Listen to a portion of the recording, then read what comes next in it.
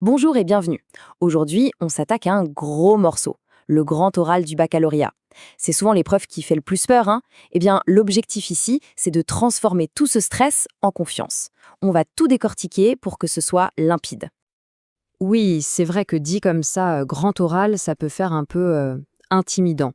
Mais pas de panique, on est là pour démystifier tout ça, vraiment étape par étape.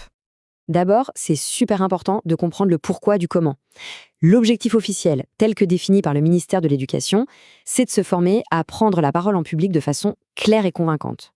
Il faut donc voir ça moins comme un examen piège et plus comme un véritable entraînement. C'est une compétence qui va servir toute la vie, bien au-delà du bac. Allez, c'est parti. Voilà le programme.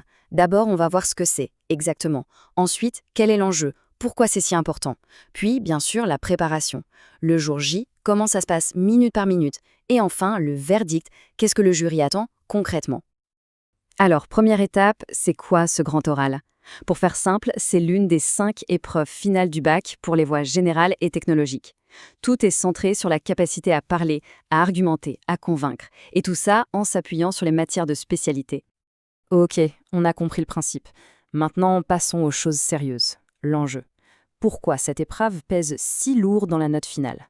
Là, on va parler chiffres. Petit rappel sur la note du bac, c'est important de l'avoir en tête. 40% de la note, c'est le contrôle continu, donc les moyennes de première et terminale. Et les 60% qui restent, eh bien, ce sont les fameuses épreuves finales, dont le grand oral fait évidemment partie. Et c'est là que ça devient crucial. Le poids du grand oral dans ce calcul, il est énorme. On parle d'un coefficient 10 pour la voie générale. Et attention, pour la voie technologique, ça grimpe même jusqu'à 14. C'est juste considérable, il n'y a pas d'autre mot. Bon, avec un coefficient pareil, on comprend tout de suite que la préparation, c'est la clé de tout. Le succès, le jour J, il se construit bien, bien en amont. Justement, cette préparation, c'est vraiment un marathon, pas un sprint. Ça commence dès la classe de première où on commence à réfléchir à des questions possibles. Ça se poursuit et ça s'affine pendant toute l'année terminale en discutant avec les profs. Et puis, il y a le grand sprint final. Une fois les épreuves écrites passées, là, on se met à fond dans l'entraînement. Concrètement, ça veut dire quoi? Il faut arriver avec 2 questions sous le bras. Ces questions, elles doivent être basées sur les enseignements de spécialité. Elles peuvent être sur une seule matière ou alors, ce qui est souvent intéressant, croiser les deux. Et bien sûr, on ne fait pas ça tout seul dans son coin. Les professeurs sont là pour aider, pour guider. D'ailleurs, ce choix, il faudra l'expliquer et le justifier au jury. Et voilà, après des mois de boulot, le jour J est là. Les 40 minutes décisives. Allez, on va décortiquer ça pas à pas, de l'entrée dans la salle jusqu'à la sortie. Alors, ces 40 minutes, comment elles se découpent? C'est très structuré. D'abord, on arrive et le jury choisit l'une des 2 questions préparées. À partir de là, le chrono démarre, 20 minutes de préparation. Ensuite, 10 minutes de présentation où on déroule son argumentation. Et pour finir, 10 minutes d'échange avec le jury. Un petit point sur le stress. C'est normal, vraiment. La glossophobie, la peur de parler en public, ça touche énormément de monde. Donc il ne faut surtout pas culpabiliser si on a le trac. Ces 20 minutes de préparation, elles sont là pour ça aussi. Pas seulement pour relire ses notes, mais pour souffler un bon coup et gérer cette tension.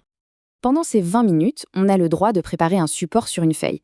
Attention, ce support n'est pas noté, mais il peut être super utile. On peut le montrer au jury pour clarifier une idée, illustrer un propos. Ça peut être un plan, une carte mentale, un petit schéma. C'est une vraie béquille pour le discours. Bien, on a vu le déroulé.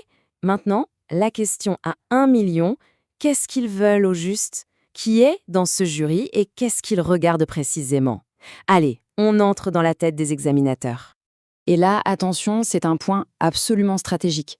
Le jury, il est composé de 2 personnes. Il y a un prof de l'une des spécialités, qui connaît donc le sujet, mais à côté, il y a un prof d'une autre discipline, qui n'est pas forcément spécialiste. Ça veut dire quoi? Ça veut dire que l'explication doit être hyper claire, hyper accessible.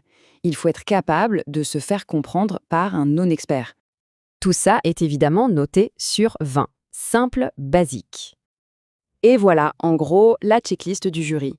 Ce qu'ils évaluent, ça va bien au-delà des connaissances pures et dures. Bien sûr, le fond doit être solide, mais ils regardent aussi, et surtout, la capacité à argumenter, la clarté du propos, l'engagement dans la parole, la force de conviction, et enfin, la qualité de l'échange. C'est vraiment la performance orale dans son ensemble qui est jugée.